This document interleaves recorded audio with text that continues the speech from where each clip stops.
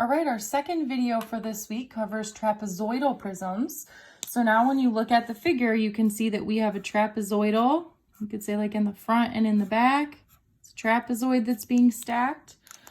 And then how much it's being stacked, your true height, will be labeled on the figure. So that's going to be your H star, trapezoid in the front and in the back, and it's being stacked that much. We're going to use the same surface area and volume formulas, except for it's no longer a triangle. Now it's a trapezoid that we're looking at. So our surface area formula is still our height of the prism times the perimeter. But now our perimeter will no longer be adding up the 3 sides of the triangle. It will be adding up the 4 sides of the trapezoid. Plus 2 times our base. And again, if you want to make a note, the base is what's being stacked in the figure.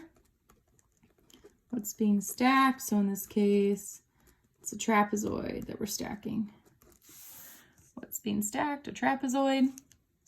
Our volume formula is a much simpler formula. We just do our base times our height. Again, I'm putting H star because it's our true height, how much that trapezoid is being stacked. Because we have a big B, again, that's area of the trapezoid. How much flat area is in there? We need an area formula. So our big B for the trapezoid, if you think back to last trimester, we use that formula plenty. You do 1/2, and then you look at both of your bases in the trapezoid. So we would say base 1 plus base 2 times your height. So this is, again, area of a trapezoid formula that you have to plug in for big B into your surface area and volume. Notice this is height of the trapezoid, which is different from height of the whole prism, how much it's being stacked. So again, make sure you put the stars for your true height. All right, let's jump into example B. So in example B, again, I would probably label what you're looking at here. So here's the shape that I'm looking at, the trapezoid. I see that I have a trapezoid in the front and in the back. And then I can see that here this trapezoid is being stacked through the figure for 10 kilometers. So I can go ahead and label that 10 as my H star. So right away I identified my H star, how much it's being stacked. I do have some scratch work I need to do, just like always. So perimeter and base, so I'll start with that. So my perimeter of the trapezoid, just pick one of them, and you need to count the measurement, the distance around the trapezoid. So there are 4 sides. So this side of the trapezoid is 4. This side of the trapezoid is also labeled as 4. The top is labeled as 8. If the right side of the trapezoid here is labeled as 4, the left side also must be 4, because if you remember from last trimester, here we have congruent tick marks, right? So if this side is 4, the other side must be 4.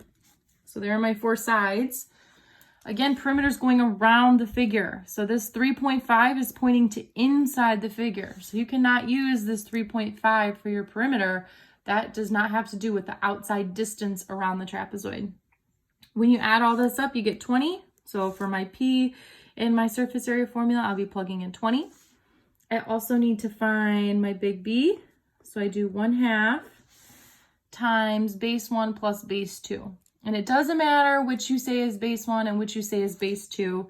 I see that I've got a small base that's 4 and a big base that's 8. So I could do, oopsie, not B. I could do, we'll make this an 8. We could do 8 plus 4. And then you have to multiply it by your height. And again, I'm just taking this from up here, my formula for area of a trapezoid. So I have 1/2 base 1 plus base 2. And then my height, if you remember from last trimester, your height of the trapezoid is right here. You always look where the square tick mark is, and it would be this piece right here. So that's what the 3.5 is labeling. So my height of the trapezoid is 3.5. I would really quickly do 8 plus 4, and then you could take half of that and then times it by 3.5. Or you can be really careful and you can type this whole thing into your calculator. You could type 0.5 parentheses 8 plus 4 closure parentheses times 3.5, and your calculator will give you 21 for your big B. So I did my scratch work. I think the scratch work is the toughest part because you're looking at so many measurements on the figure. Now you have everything you need. You know, up here you've got your H star, how much it's being stacked. I have my perimeter, I have my base. We've got everything we need to plug it into the formulas. So surface area equals, I'm gonna do my height of the prism, my true height, which is 10, times my perimeter, which we found to be 20, plus 2 base. My big B, my base we found to be 21. When you do this, you get 242. The units in the figure are kilometers, and because it's surface area, it's got to be square kilometers.